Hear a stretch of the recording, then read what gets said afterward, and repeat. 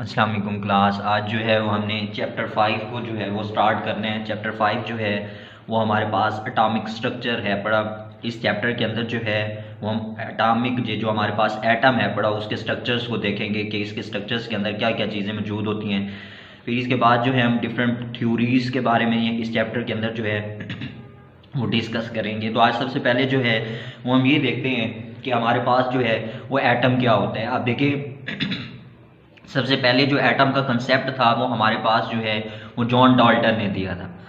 अब आप देखें हमारे पास कोई भी मैटर हो, अब मैटर हम किसको कहते हैं कि ऐसी चीज़ जो है जो हमारे पास वजन भी रखती हो और हमारे पास जो है वो क्या करती हो, जगह भी घेरती हो, वो हमारे पास क्या कहलाती है, मैटर कहलाती है। तो आप इसको मैटर को यूँ डिफाइन कर सकते हैं कि matter is anything that has mass and taken up space.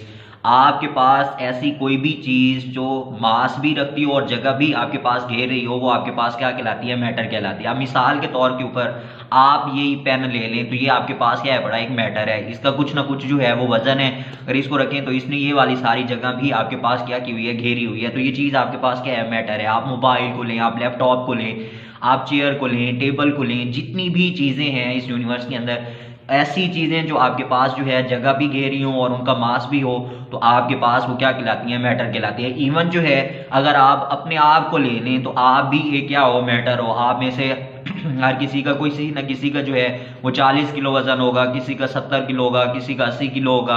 और फिर जब आप बैठते हैं तो आप जगह भी घेरे होते हैं। तो आपके पास क्या है पड़ी, ये सारी एग्जाम्पल्स हमारे पास क्या है पड़ी, मैटर की हैं पड़ी। अब हम मैटर को क्यों डिस्कस कर रहे हैं, आप ये देखें कि आपके पास जो भी मैटर है वो हमारे पास क्या होता है, मेड अप ऑफ एटम होता है। कि आपके पास कोई भी मैटर है इस यूनिवर्स के अंदर वो हमारे पास क्या है पड़ा, मेड अप ऑफ एटम्स है पड़ा, कि वो एटम से मिलके आपके पास क्या होता है, मैटर बना होता है। तो इसका ये मतलब हो गया कि मैटर को बनाने के लिए जो छोटी एक चीज है पड़ी वो हमारे पास क्या है, एटम है। एटम ही मिलके वो हमारे पास क्या बनाते हैं, मैटर बनाते हैं। अब जैसे मैंने आपको बताया कि सबसे पहले जो है वो एटम के बारे में जो कंसेप्ट जो है वो हमारे पास क्या दिया था, जॉन डाल्टन ने दिया था।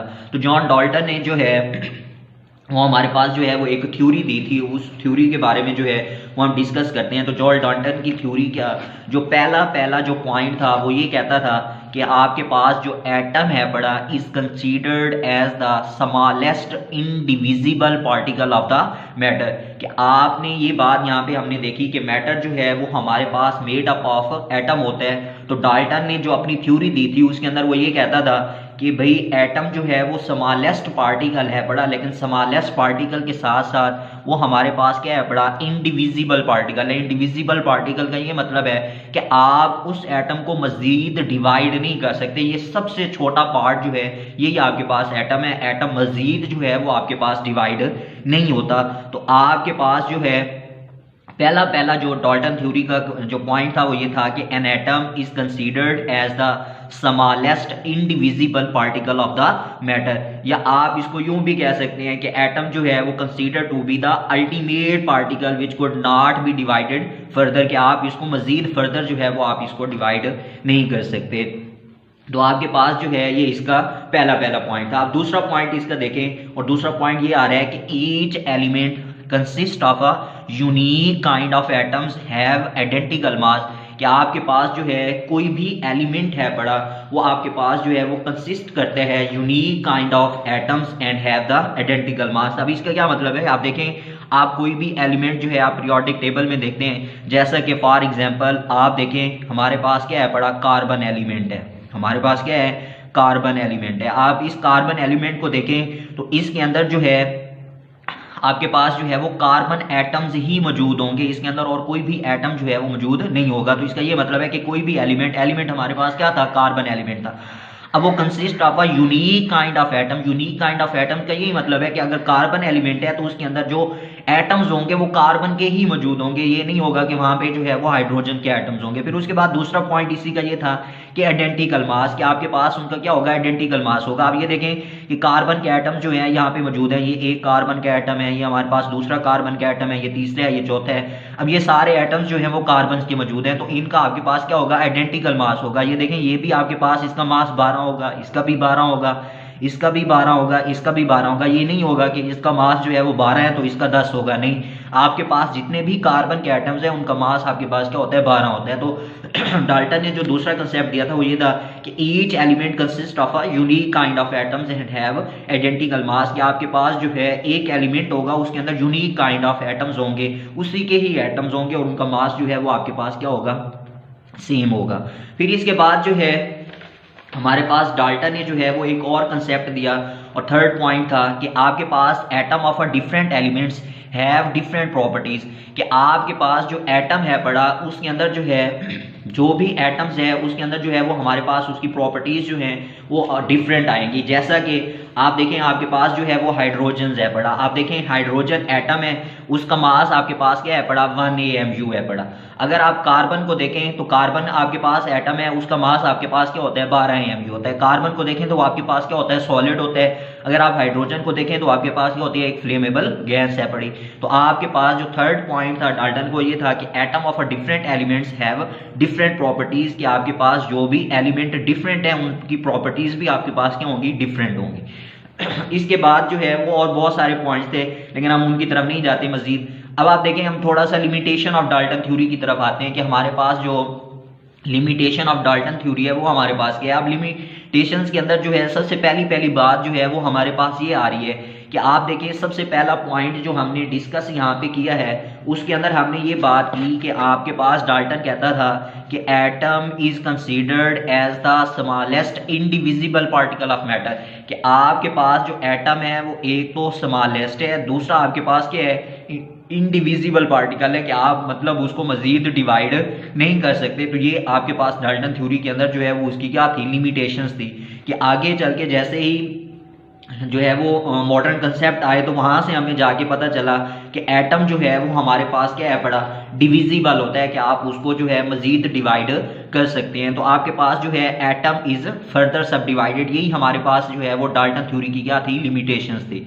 अब आप देखें जब हम ये बात कर रहे हैं कि हमारे पास जो है वो एटम फर्दर जो है वो सब डिवाइड हो जाता है तो वो किन चीज़ों के अंदर जो है वो डिवाइड होता है, तो हम देखते हैं कि हमारे पास जो एटम है पड़ा वो हमारे पास क्या करता है 3 बेसिक पार्टिकल्स के अंदर क्या होता है डिवाइड होता है। अब वो 3 बेसिक पार्टिकल्स हमारे पास क्या हैं, एक हमारे पास प्रोटॉन है, एक हमारे पास क्या होता है इलेक्ट्रॉन्स होता है और एक हमारे पास क्या होता है न्यूट्रॉन होता है। तो एटम जो है वो जो हम डिवाइड होने की बात कर रहे हैं वो हमारे पास 3 पार्टिकल्स के अंदर डिवाइड होगा। एक को हम प्रोटॉन कहते हैं, एक को हम इलेक्ट्रॉन्स कहते हैं, एक को हम क्या कहते हैं न्यूट्रॉन्स कहते हैं।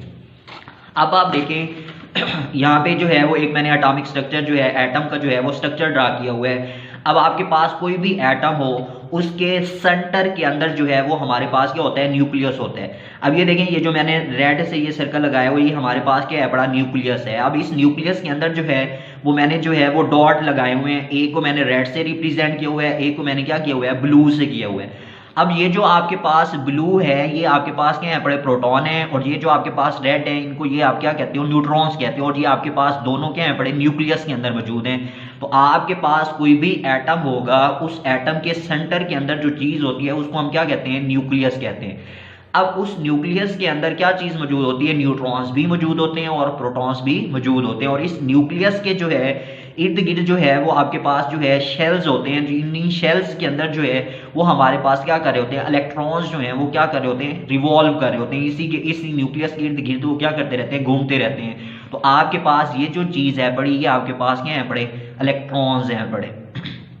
अब हमारे जहन में ये बात आई कि जो डाल्टन कह रहा था कि हमारे पास जो है वो एटम फर्दर आप उसको डिवाइड नहीं कर सकते, लेकिन हमने देखा कि एटम हमारा क्या हो जाता है डिवाइड हो जाता है। किधर डिवाइड होता है 3 बेसिक पार्टिकल्स के अंदर होता है, मजीद भी और भी पार्टिकल्स हैं लेकिन बेसिक जो हैं वो हमारे पास क्या हैं प्रोटॉन्स हैं, इलेक्ट्रॉन्स हैं और फिर हमारे पास क्या है पड़े न्यूट्रॉन्स हैं पड़े। अब जब आप कोई भी एटम लेते हो उसका स्ट्रक्चर ड्रा करते हो तो आपके पास सेंटर के अंदर जो चीज मौजूद होती है उसको हम क्या कहते हैं न्यूक्लियस कहते हैं और उसी न्यूक्लियस के अंदर क्या होता है न्यूट्रॉन्स मौजूद होता है और हमारे पास क्या होता है प्रोटॉन्स मौजूद होते हैं। फिर उसके बाद जो है इस न्यूक्लियस के इर्द गिर्द जो है वो शेल्स होते हैं, इन्हीं शेल्स के अंदर जो है वो आपके पास इलेक्ट्रॉन्स क्या होते हैं मौजूद होते हैं।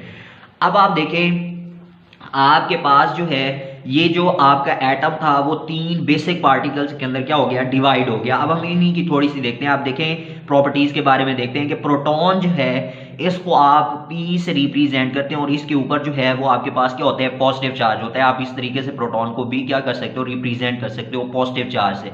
फिर उसके बाद देखिए इलेक्ट्रॉन जो है इसको आप E से रिप्रेजेंट करते हो, और अगर आप इसको यहाँ पे नेगेटिव लगा दें तो इसका ये मतलब होता है कि इलेक्ट्रॉन्स जो है वो हमारे पास क्या है, नेगेटिवली चार्ज है, इनके ऊपर क्या होगा, नेगेटिव चार्ज होगा। प्रोटॉन्स हमारे पास क्या है, पॉजिटिवली चार्ज है बड़े, इनके ऊपर क्या होता है, पॉजिटिव चार्ज होता है। फिर उसके बाद देखें न्यूट्रॉन, न्यूट्रॉन को जो है वो हम N से रिप्रेजेंट करते हैं और इनके ऊपर जो है कोई भी चार्ज नहीं होता, ये हमारे पास क्या होते हैं, न्यूट्रल्स होते हैं। तो आपके पास जो है इलेक्ट्रॉन्स जो हैं उनके ऊपर नेगेटिवली चार्ज होता है, प्रोटॉन जो है उनके ऊपर पॉजिटिवली चार्ज होता है, न्यूट्रॉन जो है वो हमारे पास क्या होते हैं, न्यूट्रल्स होते हैं, उनके ऊपर जो है वो कोई भी चार्ज नहीं होता।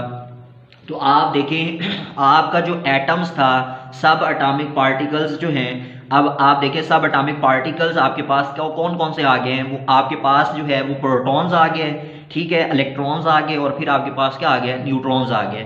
तो आप जो है सब एटॉमिक पार्टिकल्स को जब डिफाइन करते हैं तो फिर आप ये कहते हैं कि particles that are smaller than atoms, यहाँ पे मैं लिख देता हूं कि particles that are smaller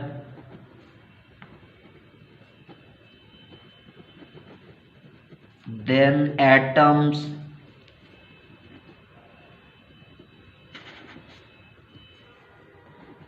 called subatomic particles. तो आप सब एटॉमिक पार्टिकल्स को यूं डिफाइन कर सकते हैं कि हमारे पास जो है particles that are smaller than atom called the subatomic particles, या आप इसको यूं भी कह सकते हैं कि ऐसे पार्टिकल्स जो आपके पास एटम्स के अंदर मौजूद हैं, एटम्स के अंदर क्या कर रहे हो, अक्टिंग कर रहे हो, तो वो हमारे पास क्या कहलाते हैं, सब एटॉमिक पार्टिकल्स कहलाते हैं। और आप इन्हीं सब एटॉमिक पार्टिकल्स, प्रोटॉन, इलेक्ट्रॉन्स और न्यूट्रॉन्स जो हैं, इनको आप क्या कहते हो, फंडामेंटल पार्टिकल्स भी कहते हो। तो इसी चैप्टर के अंदर जो है वो हमने आगे चल के जो है वो हम इनकी डिस्कवरीज के बारे में पढ़ेंगे कि हमारे पास इलेक्ट्रॉन्स जो है वो किस तरीके से जो है वो डिस्कवर हुआ, प्रोटॉन्स की डिस्कवरी के बारे में हम डिस्कस करेंगे, फिर न्यूट्रॉन की डिस्कवरी के बारे में जो है वो हम डिस्कस करेंगे। तो वो लेटर ऑन आगे जो है जो लेक्चर्स आएंगे तो उनके अंदर हम फिर इनको डिटेल से देखेंगे।